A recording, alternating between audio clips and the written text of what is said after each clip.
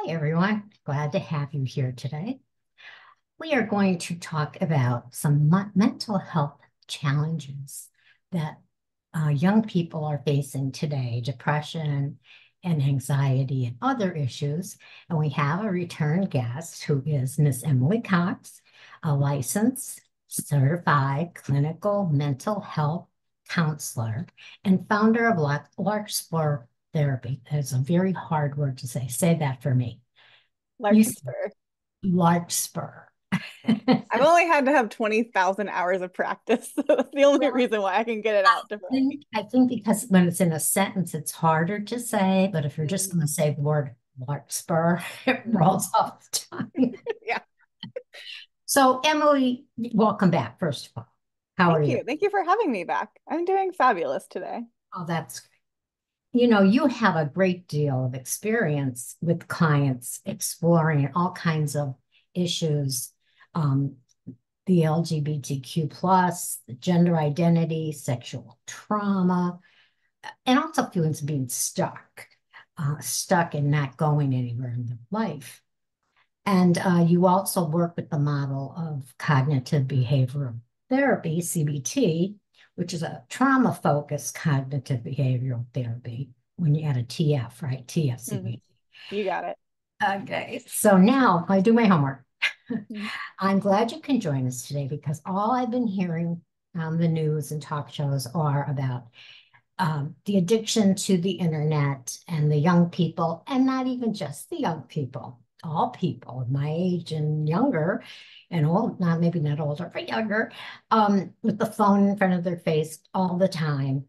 Mhm.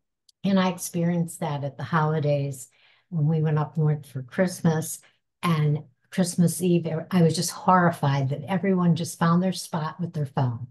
Mhm. And I basically was like an ambassador from the past going to each person to talk to them. Yeah. You're a time traveler, Mimi, don't you know? I was time traveling, yes.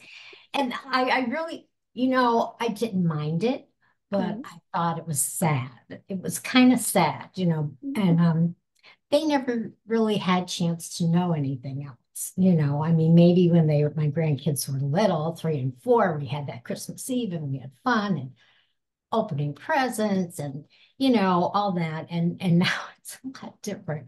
But so what do you think the most common challenge issues that faces them today, that differs from past generations as far as the internet and the need to be on it?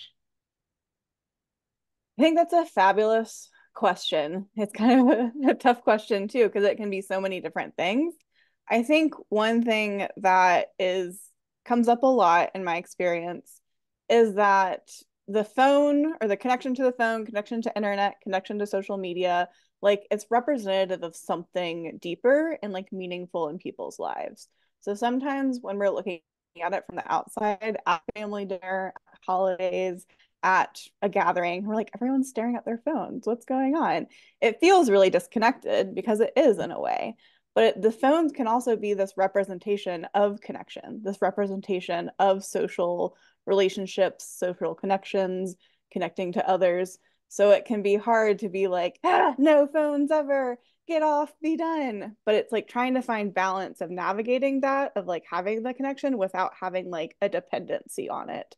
Right. So I think that comes up a lot of like connecting to it in a way and having it be like a safety blanket and a resource. I think it's also a big challenge that sometimes, internet, phones, technology, social media get demonized in a way. They can cause a lot of harm. There are a lot of mental health impacts with people engaging with social media in a lot of ways. Also, though, like they are part of our lives, they aren't Mhm. going away. So, this kind of abstinence or like restriction from it of like, no, no engagement, that's also not realistic. Yeah. Like how we engage with people, how we do work, how we do stuff involves technology, Oh, involves the I internet. agree. I wouldn't be So doing it's like this. this balance point Yeah. though of like, how do we get rid of it versus like everyone needs it. The thing that's scary Hmm. is it hides your identity. You can hide your identity. You can hide who you really are. And excuse me, I'm having a little voice problem. Anyway, gender identity, who you are growing up as a teenager. Not everyone wakes up and says, I'm a girl, I'm a boy, I'm going to go do girly things or boy things. And for fact, there is no girly things anymore. It's not like you can only do certain things, but different expressions of gender are still out there. And that movie Barbie was a very good metaphor for what goes on. So you have someone that is not sure who he or she is.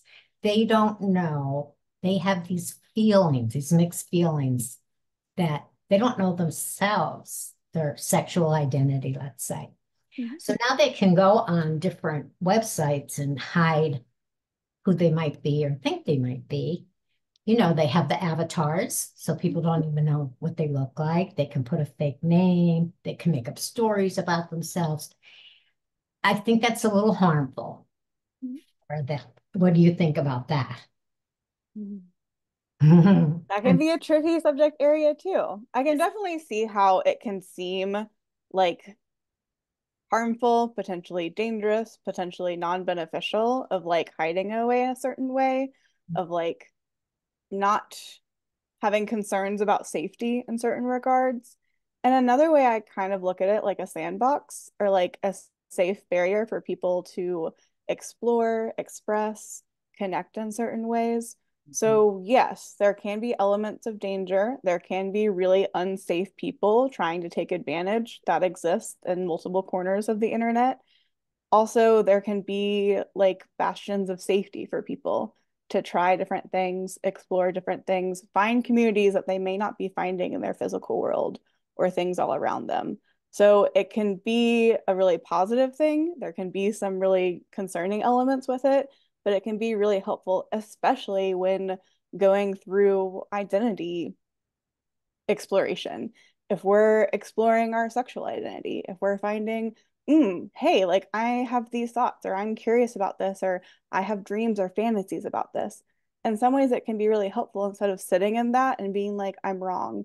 This is bad. I shouldn't be having this. No one can know this. To like go anonymous and go on Reddit or go on any website and be explore. like, hey, I'm having these thoughts. And to have people validate that and hold space for that, that may not Mhm. be present in our family life, in our social life, in our town life, that Right. can be really transformative and like meaningful for a lot of people. So while it can seem like kind of concerning of like anonymity, they can be whoever, people can be whoever, in some ways it allows this beautiful opportunity. Well, it is an opportunity that I did not grow up with because I was a teenager in the 60s and gay people, people of different color, anyone that was not considered the norm, which was straight white male, Mhm. was pretty much either invisible or minimized or in danger. Mhm. Okay. So they didn't have that outlet, of course, and they had to keep secrets. And I know I had a date when I don't know, I was 17 or something, and it was a black kid that I had met at a dance. And he asked me out, and I went out with him, but I said, drop me off 2 blocks from my house. Mhm. Because at that time, it would have been a scandal. Like Mhm. that I went out with a black guy. You know, Mhm. that's how bad it was back then. Mhm. And gays, well, they just really hid because if it came out, they'd actually get beaten up. I mean, it was dangerous, you know, Right. to many of It these. sometimes is a necessity for survival. It It's not a was just, choice to stay down low or a choice to stay hidden. It is, oh, I will get harmed, physically harmed. I will lose my job. I will get out by my community. So, like, I, historically, it was a survival mechanism oh, and it because it was, wasn't tolerated. and it still is in certain ways. Mhm. And then in the 70s, I had made a friend with someone. I was a bartender and he was one of my customers, and he was a teller in a bank. And I didn't even know he was gay. Like he didn't come in with his nails painted or anything that might make you question his masculinity. But he got fired and he told me it was because someone found out he was gay and they didn't want him interacting with their clients. That just blows my mind, Mhm. that kind of thing. So let's think too about the dynamics. Let's go back to gender, the dynamics of gender identity and expression, because for some people it can be greatly influenced by these societal norms, even though they're wrong, or cultural expectations. Because I know for a fact, um, in the Black culture, gay is even more disliked, not accepted. You know, they really, that's where the word, that phrase down low came from. I don't know if you know. Mm-hmm. The phrase down low came from the Black culture, and it was about men, Black men that were gay, and they say they're on the down low. Little piece of trivia. So, okay, so we have this. So, this complexity and all this stuff going on, and expectations and personal experiences. So, how do you address that in your practice? Addressing kind of just gender identity exploration and things that come up, especially Yeah. in this context and like Yes. in the world that we live in today. Yes. I try to do this across all clients, especially with clients that are coming with any identity expression, whether it's gender identity, sexual identity, just like finding ourselves and being like, who am I? What do I like? Is coming from a basis of like safety and connection and like exploration. So like building that safe therapeutic space where it's okay to share. Sometimes we have a lot of internal questions that if we ask them to our family, our friends, our partner, can open the doors to these conversations that we might not be ready to have, to be blunt, and might be scary, overwhelming, not sure how it's going to go. So sometimes therapy can be a great practice space for that, of like exploring the questions, exploring the urges, and also like not having to have an like concrete answer or an action step with it. Just being like, I don't really know if these clothes are me. I don't really know if when I look in the mirror, I really feel like me. I don't really know if my partner is like what I'm expecting them to be or what I'm needing in this moment in my life. Those don't have to have solid answers, and those don't have to be like, okay, now I need to go home and blow up my whole life. Now I need to break up with my partner. Now I need to go home and immediately come out to my parents. Like that is not an expectation that comes in therapy and like in general in my practice. It's kind of a safe space, that sandbox to just like explore and like to be held in a way that is supportive and safe and not to have all these other expectations with it. Yeah, and I think there's stages. I mean, first of all, you're born into this world, and you're told who and what you are. You know, I have a great grandson, and he is 3.5. We FaceTime with him, and one Sunday after church, he FaceTimed us, and my husband had worn a pink dress shirt, Mm-hmm. very nice shirt. And this boy right away said, Poppy, why do you have on a pink shirt? Pink is for girls. All Mm-hmm. right. And I addressed it. But the thing is, here he is 3.5, and he has already learned somewhere that pink is for girls, Mm-hmm. right? So you come into, there's different ways you get your values, your looks at life. And a lot of it is from when you're very young, because Mm-hmm. your parents are the ones that are showing you this. They're being your lens, let's say. So that to me is a problem already. It's some people have changed, the younger people have changed now, and they say, oh, pink it's for boys or girls or whatever. But it's still not really like the norm, I don't think. I think they're still going to go out and buy a doll for a girl and a truck for a boy, you know. But here's this kid now being told he's a boy and he's not supposed to like pink. He's supposed to like blue. Now, this is not my great grandson. This is generic person. Yes, And, hypothetical. hypothetical. So now he goes to school and he starts interacting more with children, and other feelings might come up. Like maybe he wants to hang out with the girls more than these are the boys. I mean, it's something where there's a lot of study being done. I don't know what they found out, or have they found out the earliest that you can really understand that sexually you feel different. Have you read any studies on that? Like, There's a lot of literature about it, and it's hard to like quantify like the exact like this is the age range, or this is what is reporting, or this is this and this is that.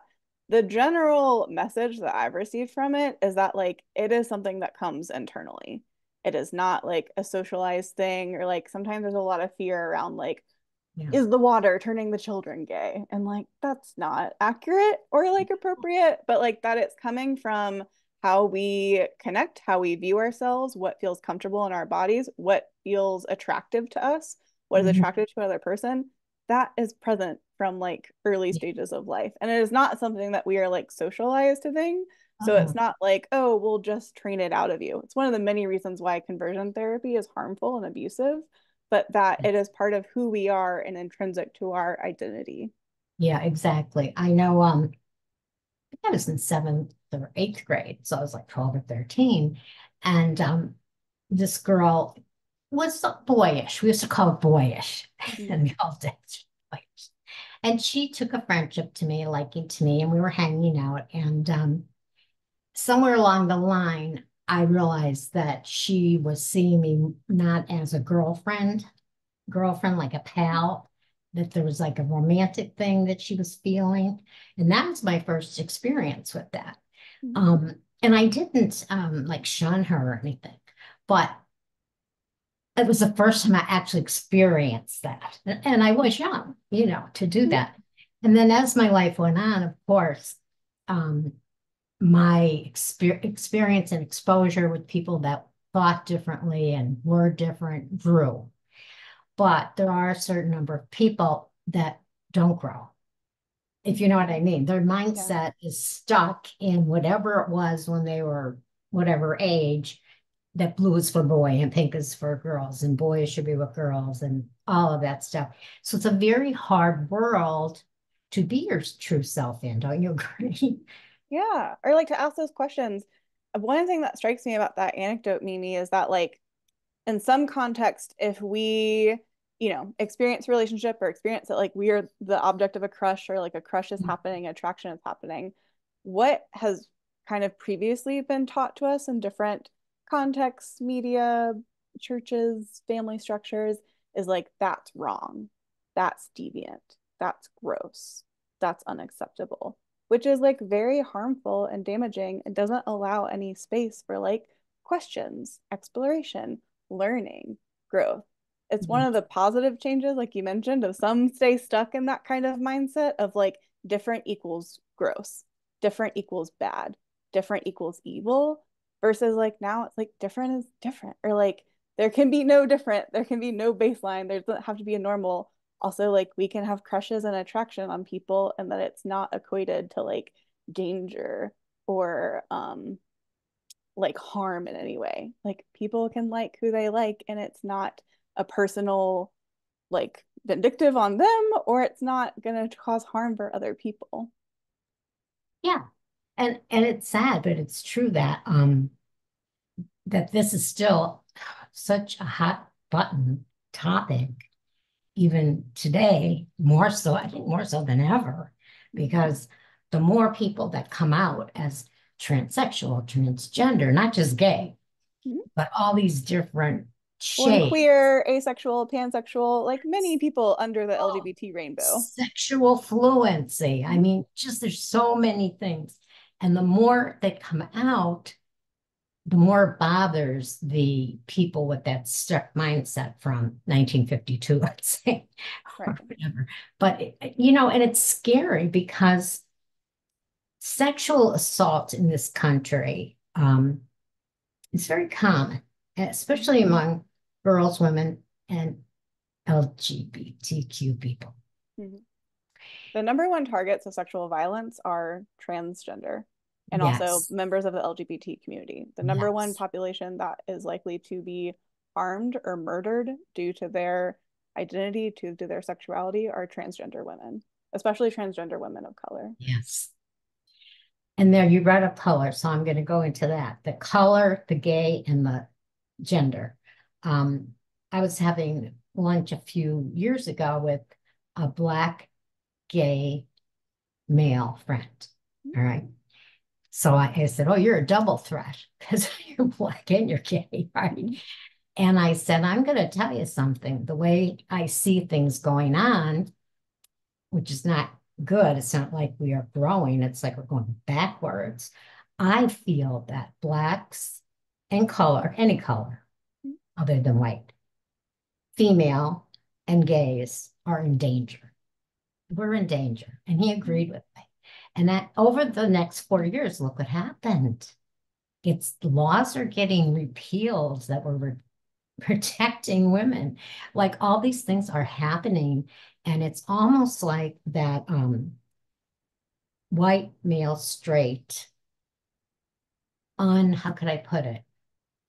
I don't want to say uneducated, but uninformed group of people are trying to change us back into a former time of knowledge when knowledge wasn't as prevalent of these things. Do you get what I'm saying? I Yeah. know. Well, also it seems like a lot of like cisgender patriarchal agenda is like fixated on this period of time that didn't exist. Or like going back to family values, going back to traditional values. Well, like gay people have existed since people have existed. They People just of flip. color have existed since people have existed. So like They're there was no slaves. magical, we're talking about like magical fantasy fairyland where No, like there's a man and a woman and everyone has as many babies as they can and that never existed. So sometimes when the message is like going back to family values, traditional about how things used to be. There have been all, aspects of humanity for since humanity has existed. So like, no matter how far back you go in time, there is not this magical, mystical, oh, only a man and a woman. It also sometimes can come off as like targeted and bullying in a way because sometimes the most like vulnerable aspects of our population, trans people of color, people LGBT, trans kids, like there's this in disproportionate amount of like targeted against them, whereas mhm, like this is a very small part of our population. Is a very mighty and rich and wonderful and connected and beautiful part of the population, but like the messages is going against like the underdogs or the vulnerable or the most slighted, the most in harm, the most in danger in some way. So this like bullying thing of like going after this very small subset of people, but making it this huge platform or this huge idea or trans kids shouldn't have any medical necessity or America's going down the drain, like feels really harmful and targeted because it is. and it's scary to me. It's very scary to me. Um, Mhm. because I see going backwards. When we had been coming, I hope, to a place where acceptance, you just accept whatever someone's feeling of themselves, their belief in themselves of who or what they were, as long as it didn't harm you, right? Like, what's so scary about that for some people? I don't And know. like not even acceptance, but like appreciation and like Oh, that valuing and celebrating. So like for yeah, I get what you're fun. saying of like going from this. It also seems to like a lot of things are coming off as fear based of like going back to wherever, going back to this. Like that's coming from a fear mindset and a scared mindset of Yeah, like do this or else. Bad things are going to happen if we don't do this. That is not a mindset of like celebration or connection or growth. In schools, they talk about growth mindset and they teach, children all about having a growth mindset and learning different things. All of this like demonizing of certain populations or certain peoples is very much like this directly impacts me or this harms my view of life, therefore it should not exist. Like right. that's really scary and upsetting. Yeah. And I am not targeting when I'm saying these things. I am not including all straight white men because I'm married to a straight white man Mhm. who is nothing like that. The He's very, cisgenders can learn, Mimi. They can learn new tricks. yeah, I'm not lumping them all together, but I'm saying that's usually where I see it rising up. Um, Mhm. and you work with a lot of young people, correct, in your Mhm. practice? Yes. And what kind of lasting effects do you think all of that um, prejudice that we're just talking about has on their emotional and mental well-being? Mhm. It Yeah, has like lasting and meaningful effects. In my experience, it the messages that kids and families receive can be internalized and can hit really hard, especially when we're exploring identity or exploring different aspects of identity. No one wants to feel like left out or othered or like not accepted or not supported. So when these overall like big messages are coming out, we can have the most beautiful support from our family and from our social system and social supports and from our schools and from Mhm. different systems having a lot of supports. But sometimes these big messages of like, this is wrong, this Yeah, is bad, this is not yeah, good, that can still hit us and cause a lot of turmoil, a lot of distress, can sometimes show up as anxiety, can sometimes show up as depression. In some ways, in different experiences, it can show up as PTSD. So, like, they have direct and lasting impacts. yes. Have you had experience with any of your clients that developed PTSD from something that happened to them? Oh, I have No, I to should think say about that that. one. I have to like go back in my Rolodex. While you're thinking, I'll say for me, I have PTSD for a lot of reasons: abusive marriage, domestic violence, attempted rape. Mhm.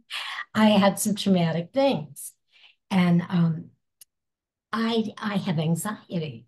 I Mhm. have chronic anxiety, which I'm treated for, and so I know that I have lasting effects from Mhm. those things, even though I'm not actively thinking about them. Something will happen that will trigger a feeling. Okay. So do you have any clients that you have to deal with things like that? Oh, often. A lot of my clients report trauma symptoms. Some, it depends because our lovely diagnostic and statistical manual, version 5, like is not written a lot with like people and how people are involved as like checklist of symptoms. So someone may not meet like the full criteria for all of the PTSD, but like have very real and present trauma symptoms. Also, the treatment is not that different, to be honest. So like how they're supported in their therapy journey is going to be really similar if we're having trauma symptoms versus if we officially meet the diagnostic criteria for post-traumatic stress disorder. Exactly. So a lot of people like have trauma like symptoms and experiences and are seeking support for that. Another thing I found too is like a lot of people come, in my experience, have come to me for therapy or come for therapy support, have not initially reported PTSD, reported seeking trauma, but like trauma has a way of coming out. Trauma has a way of coming to the party if it's present. So we may be coming of like, I have a really hard time going to sleep. My anxiety keeps thoughts racing through my brain. Then sometimes we get into it and like have traumatic things that have happened to us, have a traumatic thing in our past, have a traumatic thing that happened 6 months ago. So sometimes it rears its head, makes sense of like why these thoughts are racing, why these thoughts are going down. Some people too get stuck in the like, it's called differential diagnosis of like if this or that, or not this, but that. I talk a way of like sometimes everybody's coming to the party. Sometimes we're linked. So we can have trauma and anxiety. We can have PTSD and depression. They don't always have to cancel each other out. Sometimes we get a fun little mix that we get to experience. Oh, I have the mix. Yeah, as you experience, Mimi. The mix because, alcohol was my medication for many years. And when I got sober and I went to a 28-day facility, they said you have chronic depression and panic disorder, and you're dual diagnosed, which means you can be addicted to anything if you think it's going to numb your feelings. I went, oh, bonanza. I hit the jackpot. Look And at I me go. and I found, and that did happen. I got an addiction to food for the first 9 months. I went to treatment for that. And then I had family of origin issues. I went somewhere for that. My husband was like, are you going to go away every year someplace? And You're I like, said, maybe. I don't I did. I said, if I have to. know. Right. And I did counseling for 9 years straight. I did group and I did solo and I did everything. And I'm still in counseling.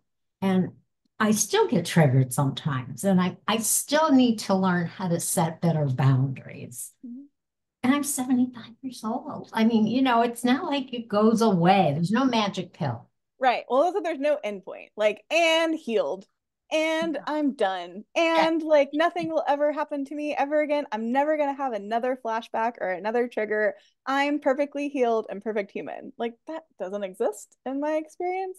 So it's like a lifelong thing. Sometimes I talk about too in trauma treatment of like The goal is not to be like, and done. Ding, I'm cooked. I'm ready out the oven. I'm all good to go. Like it's a continual process. Like it's not Oh, fun to always remember to brush our teeth, I'm but a it's the same perfect kind of maintenance example. thing. I'm a perfect example of that, Yeah.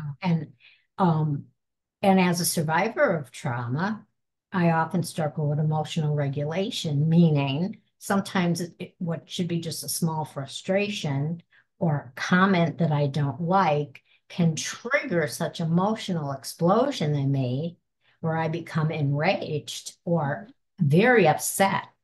And I've only recently, and I mean last couple of years, have learned to sit, don't react, not be reactive, because that's what I would do. Not to react, but to sit with the feeling and say, okay, why are you feeling like that? Mhm. They were 10 minutes late for lunch. Why are you so upset? You know what I mean? And Mhm. it all has to do with abandonment issues for me. That's what I'm triggered. But you must see that a lot Mhm. in your clients where they have certain reactions that don't seem Mhm. proportional to the Right. situation, right? Totally. Well, as part of like trauma brain and how trauma is encoded in the brain, it's not like a clear direct line or like an easy memory. It can be things why it's like, oh, someone's running late. That means they don't care about me.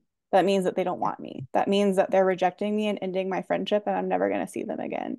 So like Yes. that's not a clear developed line, but it's how the trauma sometimes is encoded in our brain that goes, oh, I think something scary is going to happen. Okay, I'm going to react this way to make sure that I protect myself from the scary not happening. Sometimes I Yeah. talk about like the tiger. Like we react like there's a tiger in the room when sometimes it's a cat or like a piece of lint. But like our system is trained to react to the tiger. Well, then Exactly. we as humans get really frustrated of like, it's not a tiger. My friend is 10 minutes late. But it's like retraining ourselves or like having the space for ourselves of like, hey, this was protecting me at one point. I may not need this level of protection. How can I support myself in these ways? Yeah. All of that, I agree. So everyone can't go to you, Elizabeth. I mean, Emily.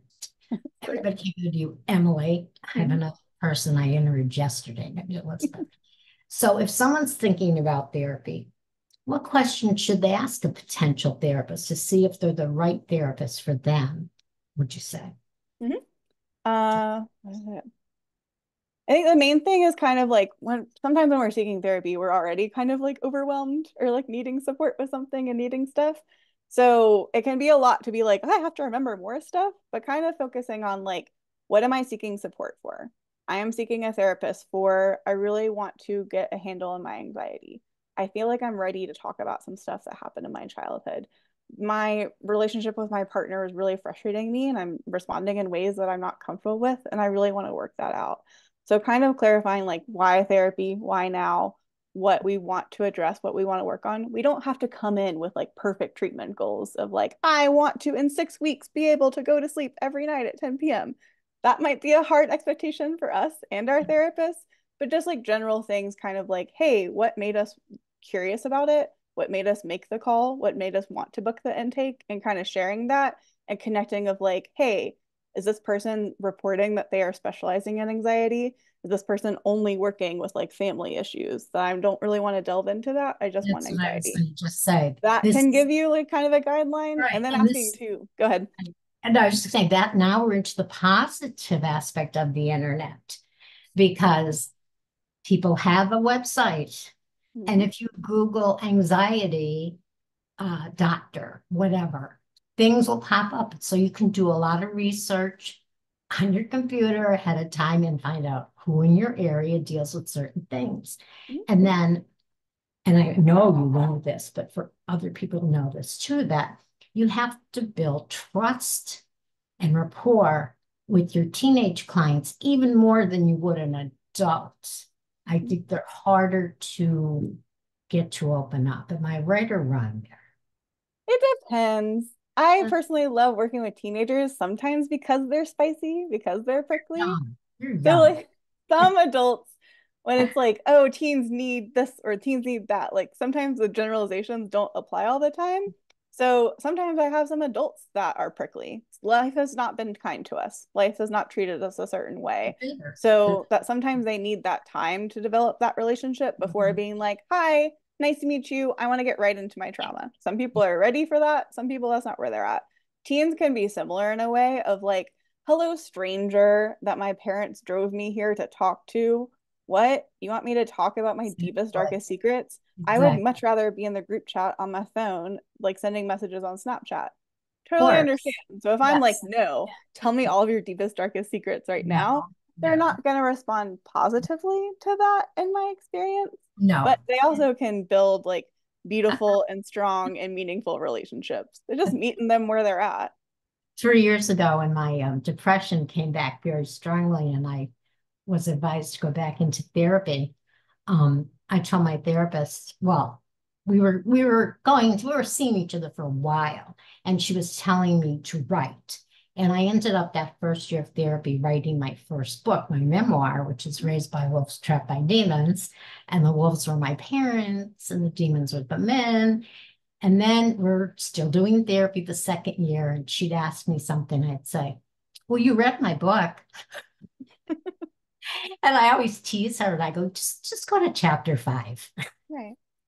But that's my sense of humor. But she does have a little edge on somebody else because I do have everything in there. Mhm. And that's helpful for both of us.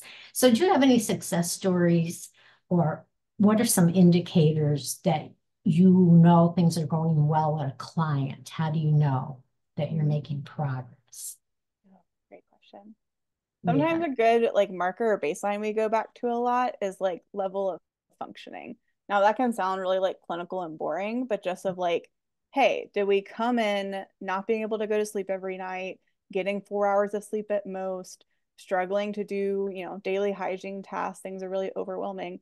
Oh my Mhm. goodness, like sleep is a little bit easier for us. Or like we feel better when we do certain hygiene tasks and like they don't feel like burdens or tasks anymore. They're sometimes just like fun or engaging to do. So those can be nice markers of like not generally success, but also just like, oh, like I feel better. I feel more comfortable. I am able to do things that I wasn't able to do 6 weeks ago. Those can be nice things to reflect on because they can feel more concrete than all of this like abstract Yeah. mind, psychology talk that we're going through of like, oh, wait, like I was able to leave my house more. Awesome. Yeah, it's great, isn't it, when you see that, those little Mhm. flickers? Well, I'm like an overachiever. So my Yeah. therapist, I have to say, well, how'd I do this week? And she goes, okay, get an A. Well, we're out of time. Hmm. And next time I want to talk to you again because I want to talk about mental health in more of the stigma of mental Hmm. health in the teenage population, specifically bipolar Hmm. disorder. So thank you so much, Emily. I gave a little Yeah. teaser about what our next talk will be about. Thank you for coming. Yeah, of course. Thank you for having me. And you have a website? Larkspurtherapy.com. There you go. Thanks again, everyone. Have a great day and just let the stuff out. Don't keep it in. All Mhm. right. Bye bye.